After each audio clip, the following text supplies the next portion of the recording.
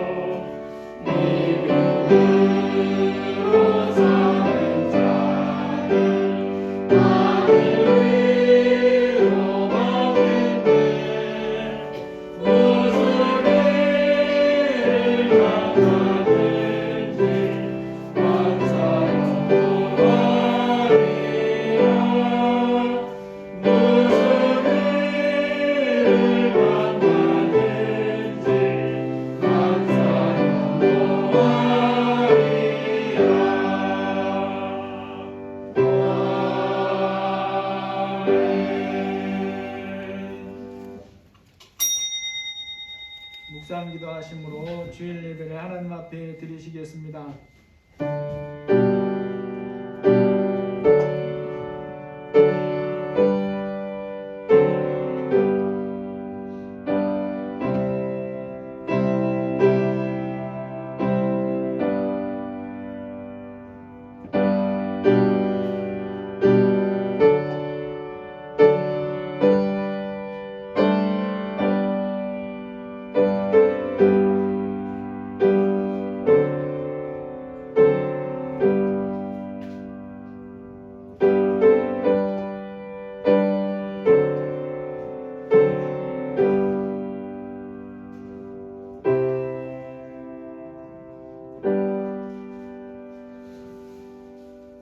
주께서 심지가 견고한 자를 평강하고 평강하도록 지키시리니 이는 그가 주를 신뢰함이니이다.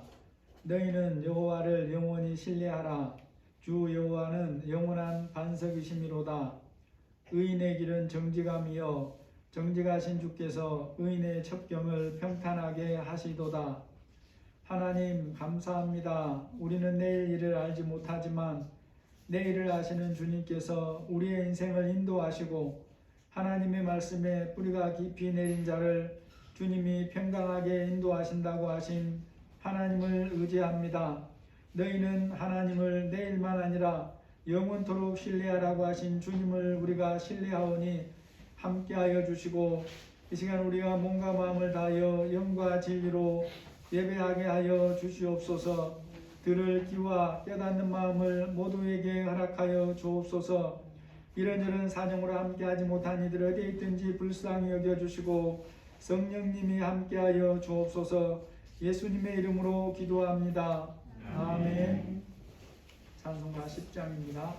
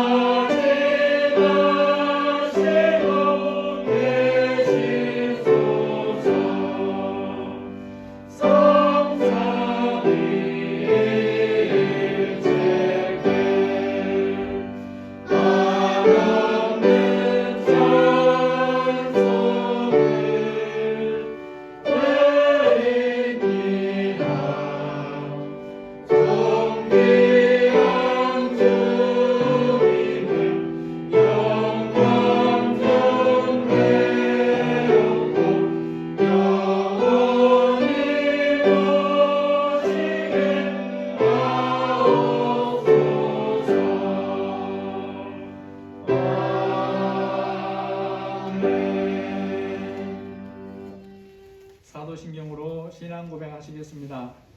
전능하사 천지를 만드신 하나님 아버지를 내가 믿사오며 그 외아들 우리 주 예수 그리스도를 믿사오니 이는 성령으로 잉태하사 동정녀 마리아에게 나시고 본디오 빌라도에게 고난을 받으사 십자가에 못 박혀 죽으시고 장사한 지 사흘 만에 죽은 자 가운데서 다시 살아나시며 하늘에 오르사 전능하신 하나님 우편에 앉아 계시다가 저리로서 산자와 죽은 자를 심판하러 오시리라. 성령을 믿사오며 거룩한 공예와 성도가 서로 교통하는 것과 죄를 사하여 주시는 것과 몸이 다시 사는 것과 영원히 사는 것을 믿사옵나이다. 아멘. 찬송가 390장 부르시고 김채영 집사님 기도해 주시겠습니다.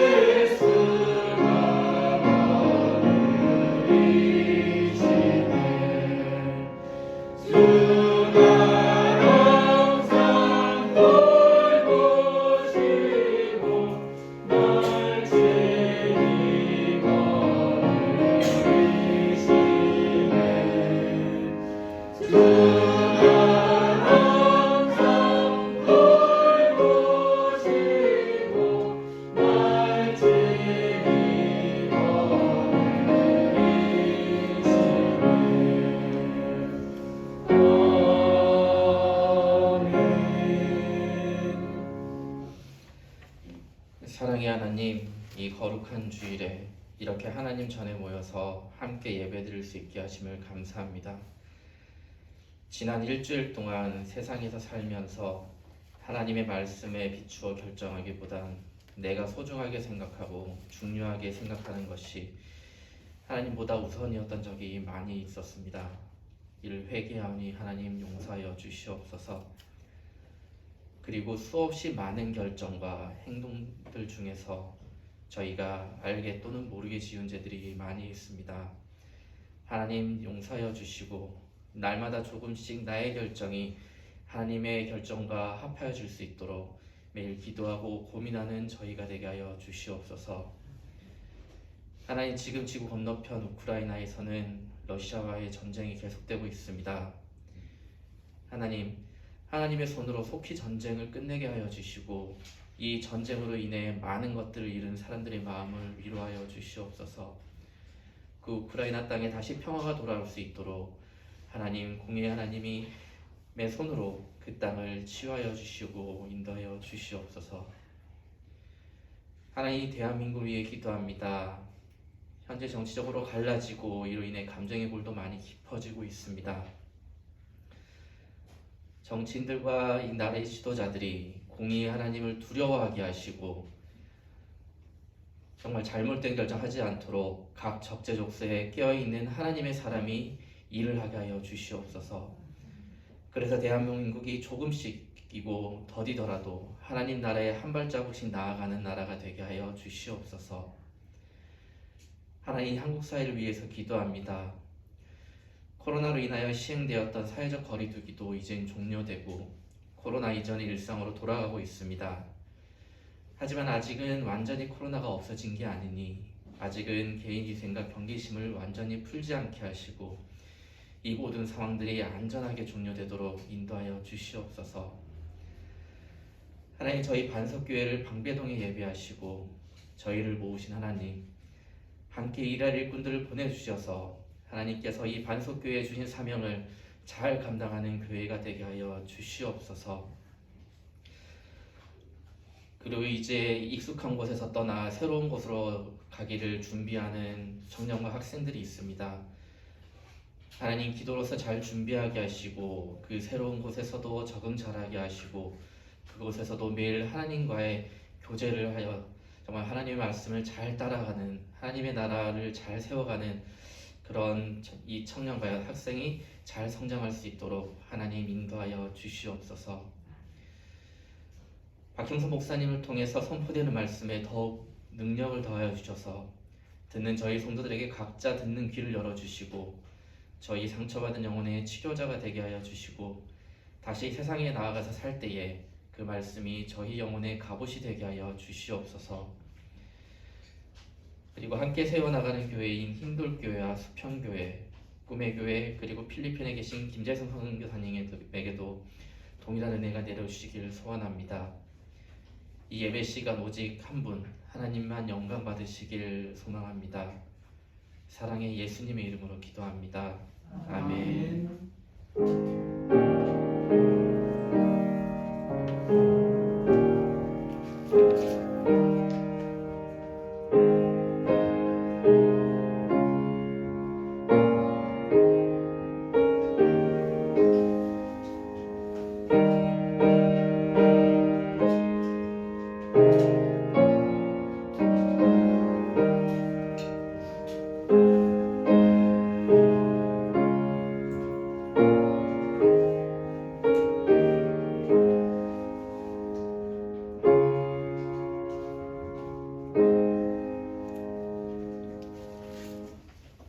하나님 말씀 고린도전서 2장 6절에서 9절 말씀입니다.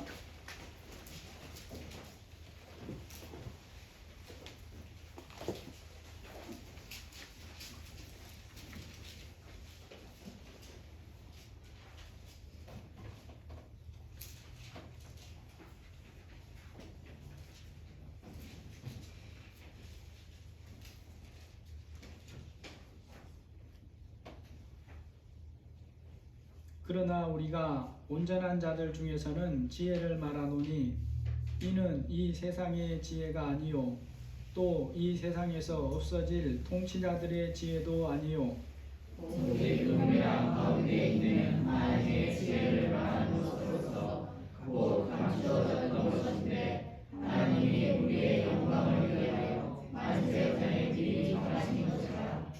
이 지혜는 이 세대의 통치자들이 한 사람도 알지 못하였나니 만일 알았더라면 영광의 주를 십자가에 못 박지 아니하였으리라. 기록된 바 하나님이 자들을 위하여 예비하신 모든 것은 눈으로 보지 못하고 귀로 듣지 못하고 사람의 마음으로도 생각하지 못하였다 함과 같으니라. 아멘. 같은 사람이고 같은 시대를 살아가고 있음에도 불구하고 보는 사람과 보지 못하는 사람, 이 두 사이에는 너무나 많은 그런 다른 부분들이 있습니다. 물론 가장 기본적인 부분에서는 큰 차이가 없다고 볼 수도 있어요. 입거나 먹는 부분에서 보거나 보지 못하는 사람 사이에 큰 차이는 없어 보입니다. 본다고 해서 더 많이 먹는 것도 아니고 보지 못한다고 해서 못 먹는 것도 아닙니다. 옷을 입는 부분에서도 특별하게 차이가 없다고 할 수 있어요. 자신이 무슨 옷을 입었는지 보지는 못하지만 보는 사람들과 똑같은 옷을 입고 살 수가 있습니다. 또 사는 집도 그렇지요. 역시나 형편에 따라서 보는 사람들보다 품질이 더 좋은 집에서 살 수도 있습니다. 이런 부분에서 보는 것과 보지 못하는 것이 별다른 차이나 벽을 만들지 않습니다. 또 드물기는 해도 사회적인 성취도 면에서 많은 보는 사람들보다 더 크게 성취를 이루는 보지 못하는 사람들도 가끔씩 있죠. 그런데 그런다고 해서 보지 못하는 사람과 보는 사람의 삶이 같다는 것은 결코 아닙니다. 이 두 쪽의 가장 큰 차이가 뭐냐? 그게 바로 본다라고 하는 것입니다. 본다. 이것이야말로 사람에게 너무나 많은 부분에서 차이를 가져다 줍니다. 그런데 우리가 이것이 얼마나 큰지 사실 우리는 보고 살기 때문에 이해를 다 못합니다. 여러분이 이 장애 체험이라고 하는 그런 가끔씩 그런 프로그램들이 있기도 해요. 또 앞을 못 보는 그런 경험을 하게 하는 그런 길거리 훈련들 가끔씩 뉴스 같은 데 등장하는 경우가 있습니다. 우리가 그것들을 생각해 보면 얼마나 보지 못한다는 것이 큰 그런 삶에서 제약이 되는가를 우리가 생각해 볼 수 있어요. 여러분, 인생이라는 것이 다른 사람과 대화하면서 살아갑니다. 그러면 그 대화는 대부분이 뭐에 대해 하는 걸까요? 보거나 듣거나 이해한 것에 대한 대화들이죠. 서로가 아는 것에 대한 대화인데 이 안다는 것이 대부분이 보는 것을 통해 알게 된 그런 것들을 대화하면서 살아갑니다. 그래서 보는 능력이 없으면 그러한 부분들은 실제로 경험할 수가 없습니다. 물론 설명을 들으면 지식으로 많이 알 수는 있어요. 그러나 지식으로 아무리 많이 알아도 실상으로 아는 것과는 전혀 다르다라는 것입니다. 이러한 것을 보는 사람의 입장에서 생각해 보면 마치 사방이 벽으로 막혀 있고 빛이 하나도 들어오지 않는 깜깜한 곳을 생각 한번 해보면 됩니다.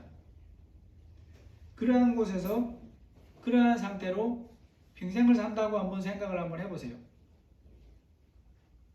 과연 그게 가능할 삶일까? 이것이 보지 못하는 사람들의 이 땅에서 보는 사람들과의 삶에서의 차이다라고 할 수 있어요. 보지 못함으로 인해서 자신이 결혼도 하고 자녀도 낳을 수 있지만 아내의 얼굴이, 남편의 얼굴이, 자녀의 얼굴이 어떻게 생겼는지 보지 못합니다. 만져보고 안아줄 수는 있지만 보지 못하는 거예요. 자기를 낳아서 길러준 부모님의 얼굴이 어떻게 생겼는지 못 보는 것입니다. 이러한 많은 면에서 보지 못함으로 인해서 경험하지 못하는 것들이 너무너무 많다는 것이죠. 그런데 오늘 우리에게 보시는 우리가 읽은 하나님 말씀에서 놀랍게 이런 말씀을 합니다. 2장 9절에 보니까 우리 9절 한번 같이 읽어보시겠습니다. 기록된 바 하나님이 자기를 사랑하는 자들을 위하여 예비하신 모든 것은 눈으로 보지 못하고 귀로 듣지 못하고 사람의 마음으로 생각하지도 못하였다 함과 같으니라. 이게 무슨 말씀이겠어요? 하나님께서 특정한 사람들에게 그들의 앞날에 주시려고 예비하신 것이 얼마나 특별하고 놀라운 것인가에 대한 말씀입니다. 하나님이 예비하신 것이 얼마나 놀라운 것인가에 대해서 말씀하면서 이것은 사람이 눈으로 보지 못했고 귀로 듣지 못했고 심지어 마음의 생각으로도 해보지 못한 것이다 라고 지금 말씀을 하고 있다는 거예요. 그러니까 하나님께서 주시려고 하신 예비하신 것이 얼마나 놀라운 것이냐라는 것에 대해서 너희들이 좀 생각을 해라는 것입니다. 너희가 얼마나 알고 살고 있냐라는 걸 지금 묻는 거예요. 하나님께서 준비하신 그 특별한 것을 받을 대상에 대해서도 잠깐 말씀을 합니다. 이러한 것들을 누구에게 주려고 하느냐? 하나님을 사랑하는 사람들이라고 말합니다. 하나님이 자기를 사랑하는 자들을 위하여라고 말하고 있죠. 여러분 신구약 성경 전체에 이런 것들이 너무 많아서 우리가 다 살펴볼 수는 없습니다만은 그래도 조금 살펴보면 이것이 무엇인가에 대해서 큰 그림을 알 수도 있고 때로는 아주 구체적인 부분도 우리에게 알게 해줍니다. 그래서 우리는 누구를 보면 좀 알 수 있을까?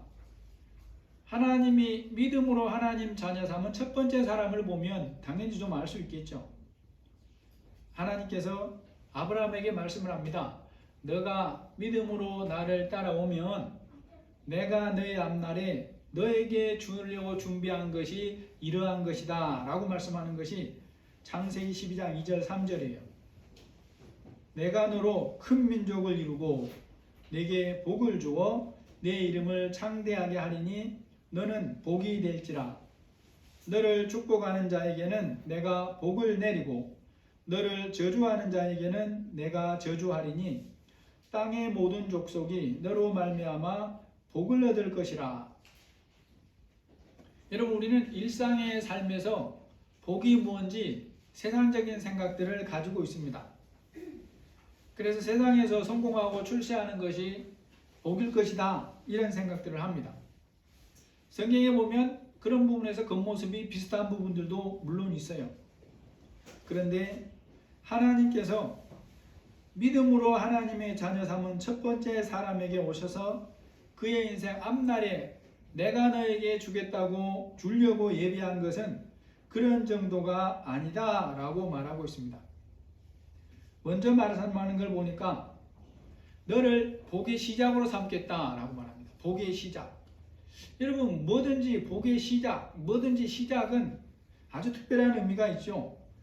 그런데 이 시작이 하나님께서 이 세상에 주시는 복의 시작이라면 얼마나 놀라운 것이겠냐라는 것인데 하나님께서 아브라함을 그런 사람으로 삼으려고 계획하고 있다.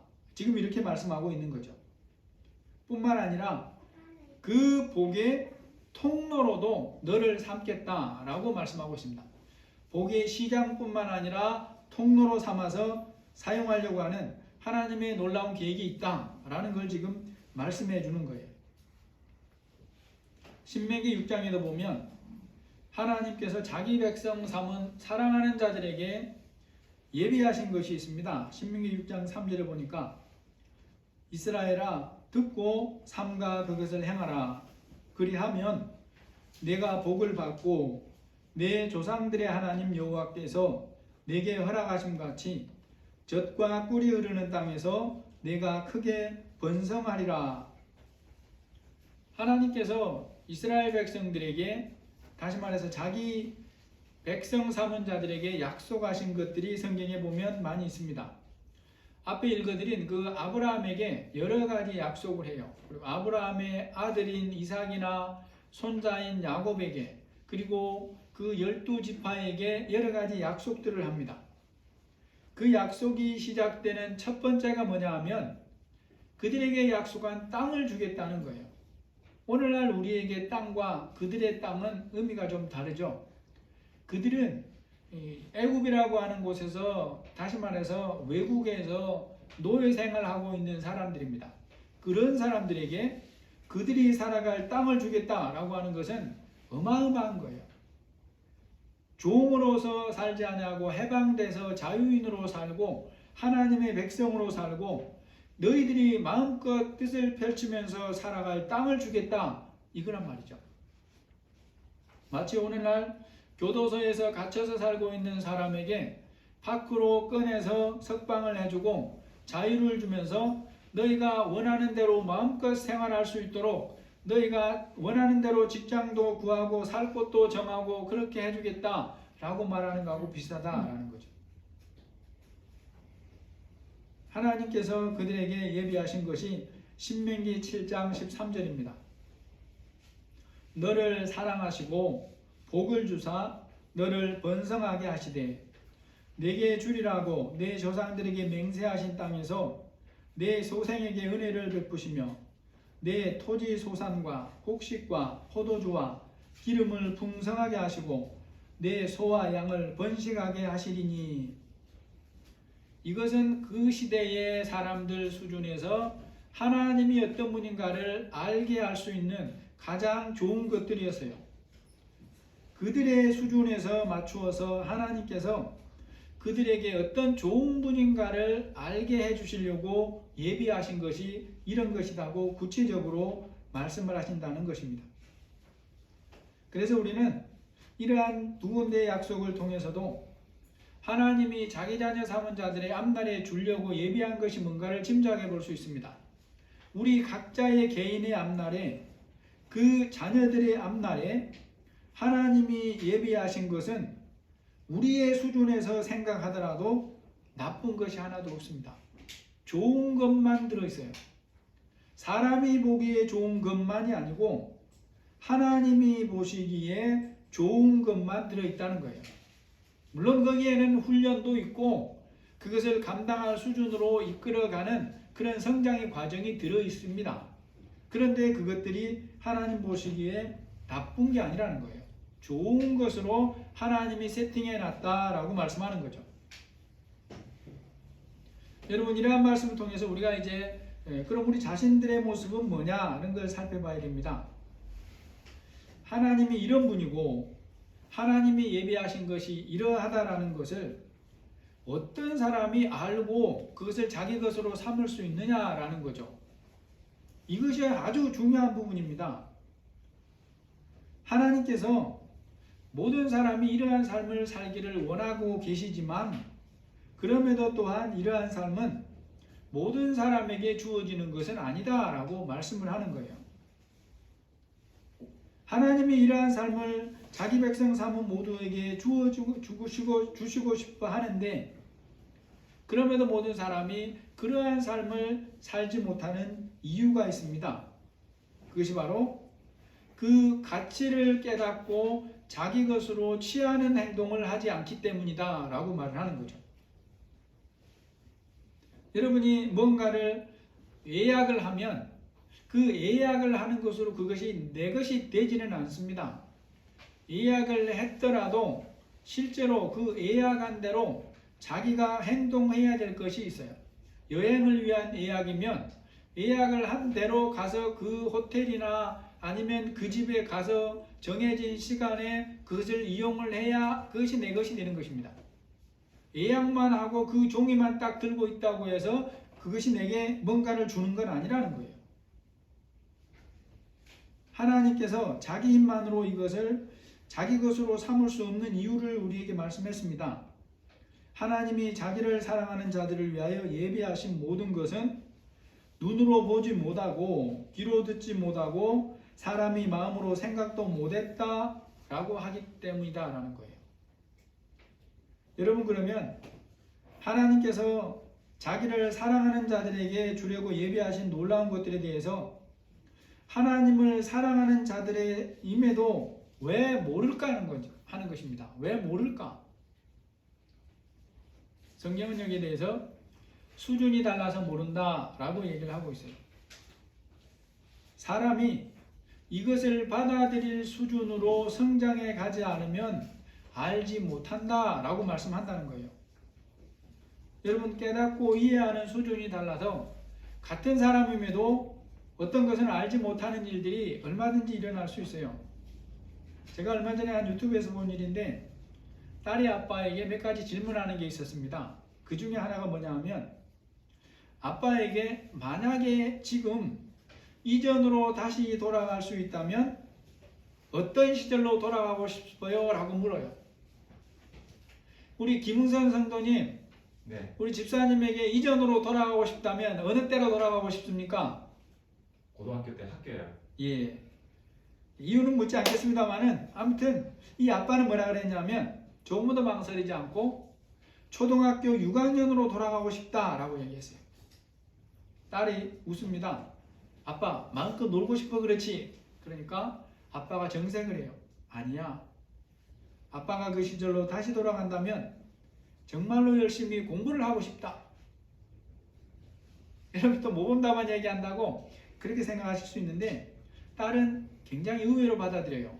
왜냐하면 이 아빠가 공부를 나름 잘한 사람이에요. 세계적인 규모에서 삼성전자에서 임원을 마치고 퇴직한 사람이에요. 그러니까 그런 말을 할 줄을 생각을 못한 거죠. 딸의 말을 들은 아빠가 이유를 말해줍니다. 자신이 인생을 살아오면서 보니까 대부분의 사람들에게는 공부를 잘 할수록 인생에서 원하는 것을 선택하고 도전할 기회가 더 많이 주어지더라는 거예요. 자기가 살면서 보니까 이 사람이 60대 초반인데 지금까지 살아오면서 보니까 좋은 기회일수록 공부를 잘하는 사람에게 주어지더라는 것입니다.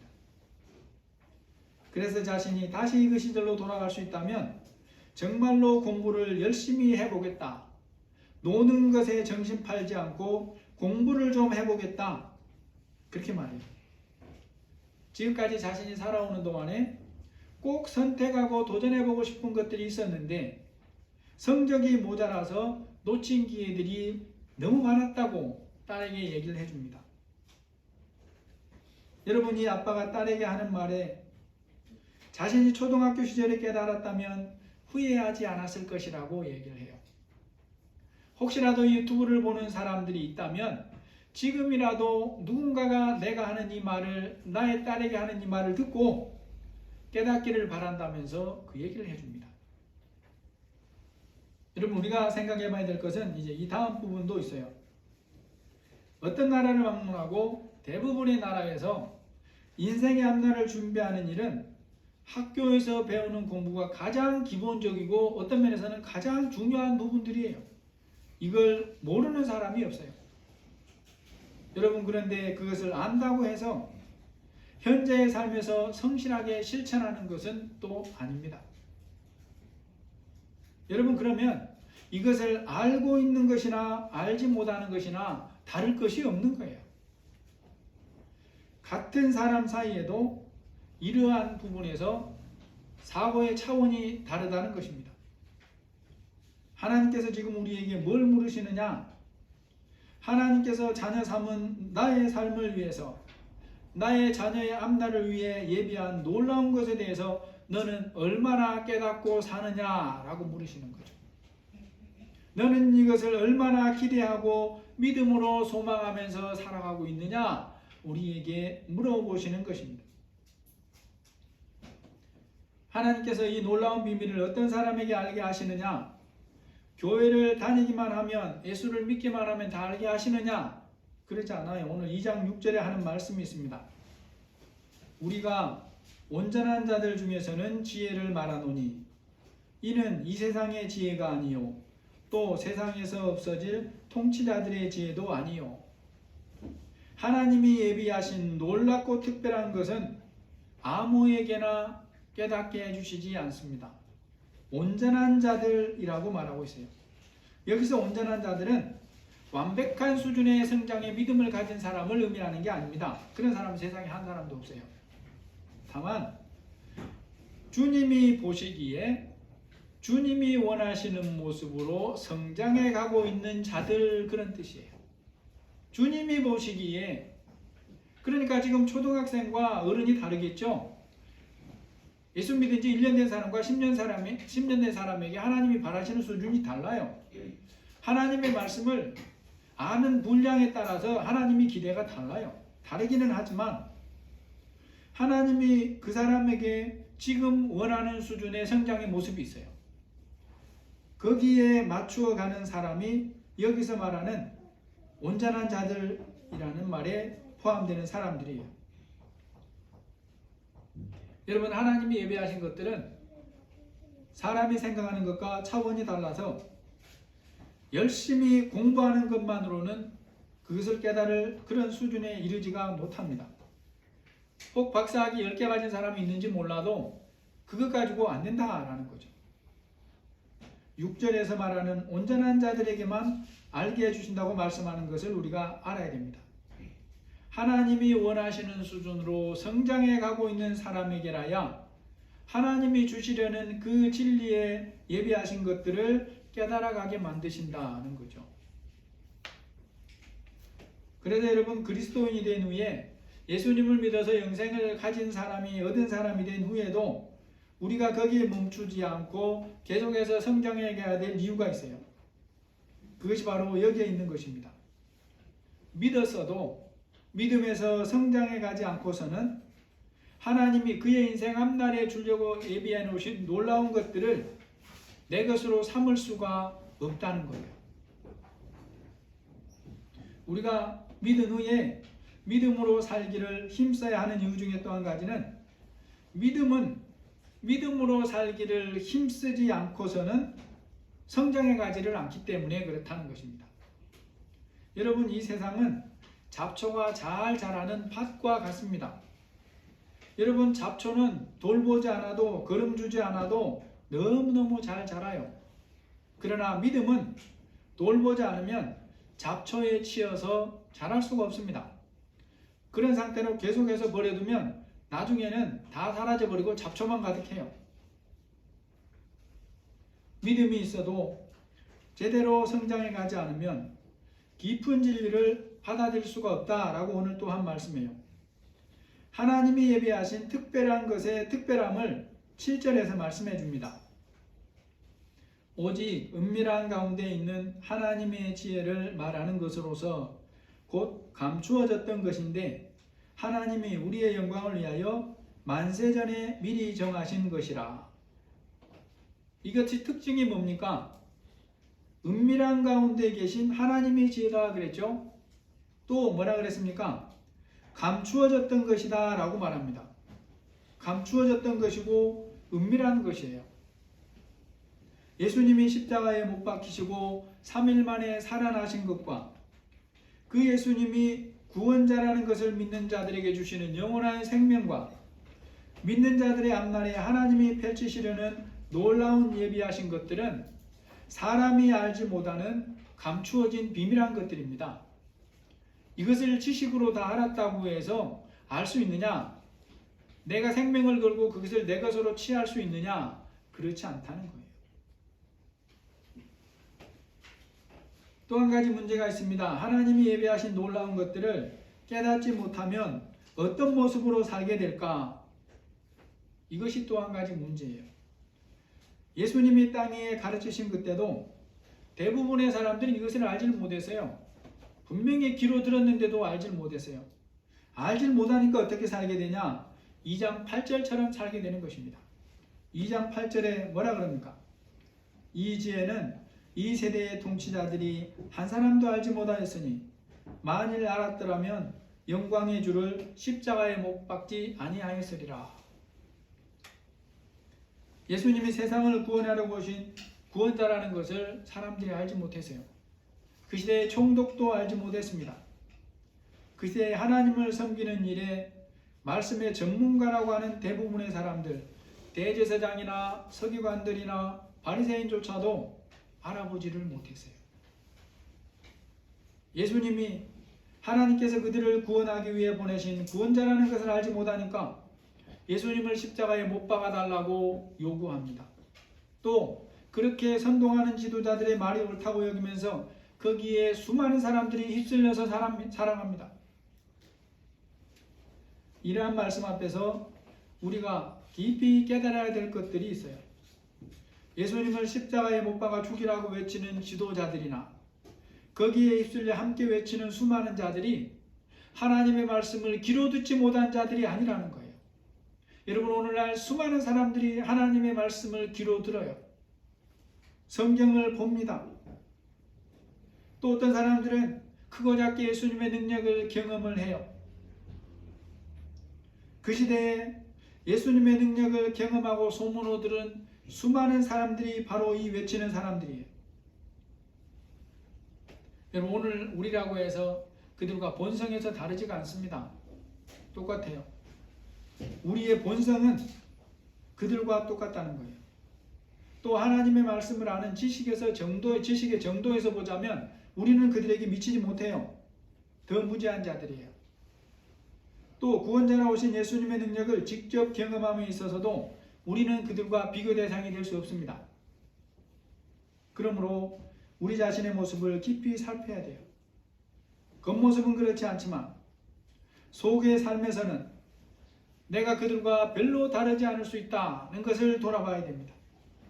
나는 예수님이 주시는 이 영원한 진리와 나의 앞날이나 나의 자녀들의 앞날에 계획하신 이 하나님의 놀라운 예비하신 것을 어느 정도나 믿고 기대하고 사느냐, 어느 정도나 그것을 내가 깊이 알기를 원하고 사느냐, 우리 자신들을 좀 돌아봐야 되는 것입니다. 이것을 모르면 보지 못하고 사는 사람과 같다는 거예요. 우리가 하나님의 비밀을 깊이 깨닫고 그 안에 살면서 우리의 자녀들을 그러한 삶으로 하나님이 예비하신 삶으로 인도하고 돕기 원하면 어떻게 알아야 되느냐? 2장 10절에 말씀합니다. 오직 하나님의 성령으로 이것을 우리에게 보이셨으니 성령은 곧 모든 것 하나님의 깊은 것까지도 통달하시느니라. 여러분, 사람에게 중요한 것이 들어있는 팡이나 금고의 주인이 뭘 중요하게 여깁니까? 그 방의 문을 열 수 있는 열쇠나 금고의 비밀번호를 중요하게 여겨요. 여러분, 그 안에 금이 가득 들어있다는 것을 내가 알아도 그것을 꺼내서 사용할 수가 없다면 그것은 있으나 없으나 똑같은 거예요. 이 말씀이 바로 하나님께서 창세전부터 우리를 위해 예비하신 놀라운 것을 꺼내서 사용하면서 사는 방법이 뭔가를 알려주는 말씀이라는 것입니다. 하나님이 예배하신 모든 것은 성령님과 함께하는 그런 삶에 알게 해주시고 성령님과 함께하는 그런 삶의 실제가 되게 하신다라고 하는 그런 말씀인 거죠. 하나님께서 우리에게 확인해 주시는 것이 또 한 가지 있습니다. 다른 사람이 아니라 예수님을 믿는 우리가 성령님의 도우심을 입을 대상이다는 거죠. 오늘 12절에 보시면 우리가 세상의 영을 받지 아니하고 오직 하나님으로부터 온 영을 받았으니 이는 우리로 하여금 하나님께서 우리에게 은혜로 주신 것들을 알게 하려 하심이라. 이게 하나님의 또한 말씀이에요. 우리를 위해 예비하신 놀라운 것들이 다른 교회 다른 사람들이 아니라 오늘 나에게 알게 하시는 것이 하나님의 뜻이라는 것입니다. 여러분, 세상에는 수많은 사람들이 있어요. 그 중에는 각 분야에서 나보다 우리보다 뛰어난 능력을 가진 사람들이 많아요. 경쟁으로는 뭔가 그런 것들을 얻을 수 있는 것 없는 것들이 너무 많아요. 마음으로 간절히 원한다고 해서 이것을 받을 대상이 되는 게 아닙니다. 하나님께서 나를 그 대상으로 삼아주지 않으면 나는 거기에 들어갈 수가 없는 거예요. 그런데 하나님이 뭐라고 하세요? 바로 나를 그 은혜를 받을 대상으로 정하셨다는 거예요. 우리로 하여금 하나님께서 우리에게 은혜로 주신 것들을 알게 하려 하심이라 라고 오늘 12절에 분명히 말씀하신다는 것입니다. 나를 하나님이 예비하신 놀라운 것을 받을 대상으로 정하셨다는 거죠.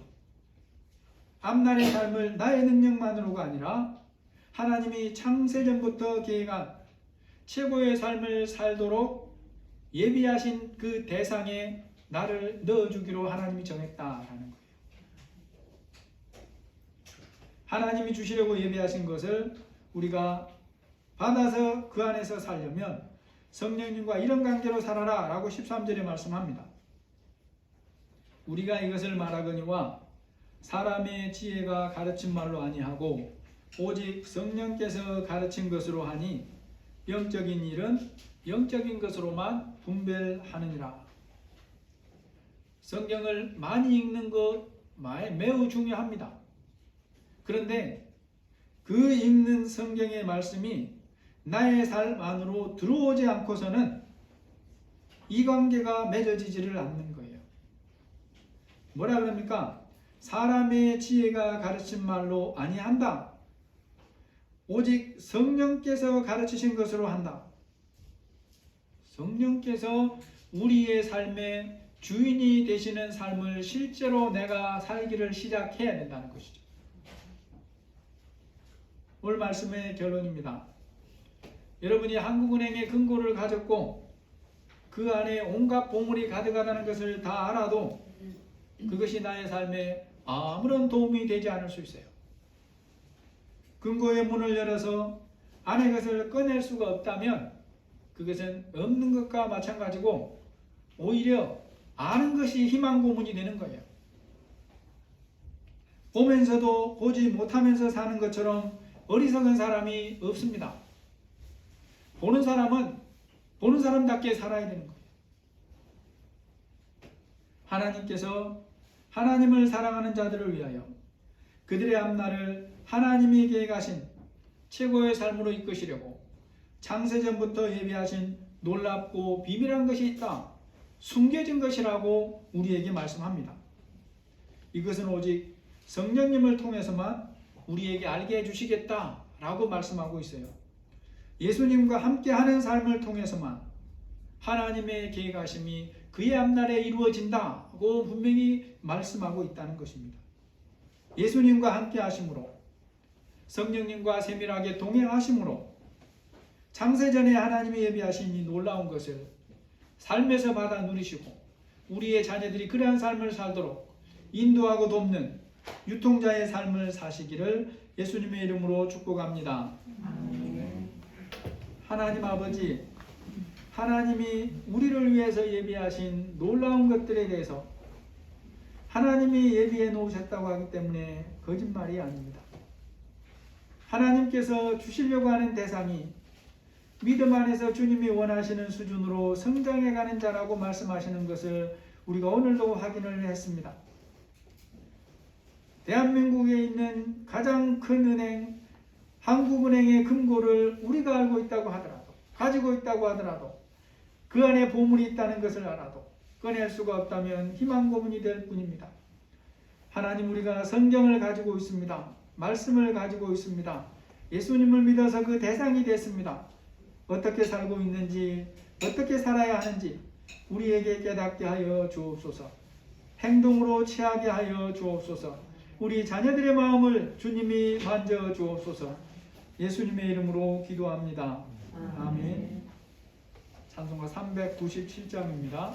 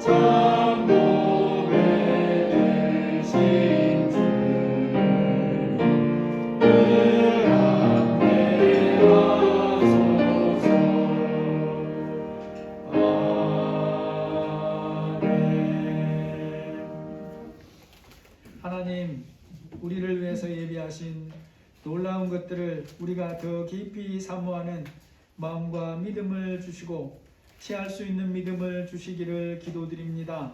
우리 성도들이 주님 앞에 믿음으로 예배합니다. 함께하여 주시고 성도들의 가정과 직장과 사업장이 함께하여 주시고 자녀들의 앞날을 주님이 붙들어 주옵소서.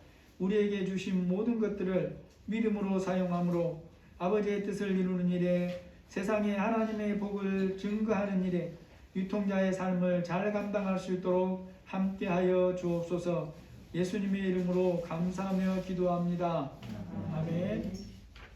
오늘 교회 소식에는 다른 소식은 없습니다. 인사를 하겠습니다. 반갑습니다. 사랑합니다. 반갑습니다. 사랑합니다. 하나 또 있죠? 기도하고 있습니다. 힘내세요. 기도하고 있습니다. 힘내세요. 기도하고 있습니다. 우리 성윤이 힘내세요. 미지를 향해서 꿈을 그리면서 나아가는 귀한 삶을 잘 준비하기를 바랍니다. 찬송가 440장입니다.